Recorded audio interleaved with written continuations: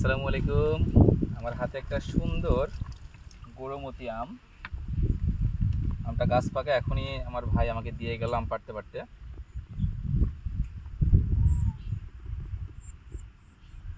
আম এবার শেষ হয়েও হচ্ছে না। আসলে বাংলাদেশে লেট ভেরিয়েন্ট অনেক আম আসার কারণে শেষ হয়েও যেন হচ্ছে না।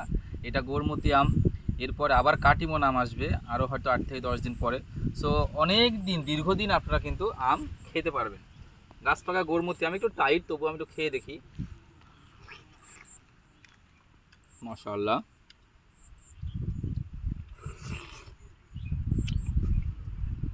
গৌরমতি আমের 3টা বৈশিষ্ট্য খুব সুন্দর। নাম্বার 1, সাইজ অনেক বড়। নাম্বার 2, এই আমটা খাইলে আপনি ল্যাংড়া আমের হুবহু টেস্ট পাবেন। নাম্বার 3, এই আমটার প্রচুর রস, কামড় দেবেন তো মুখ ভরে যাবে রসে একদম।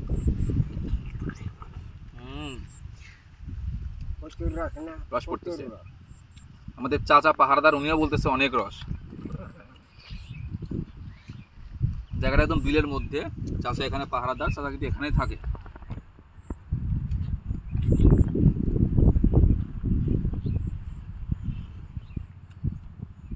আসলে আম খাওয়ার সময় বেশি কথা বলা যায় না, জাস্ট এতটুকু বলবো, যারা বড় সাইজের মিষ্টি আম পছন্দ করেন তাদের জন্য পারফেক্ট গৌরমতি আম।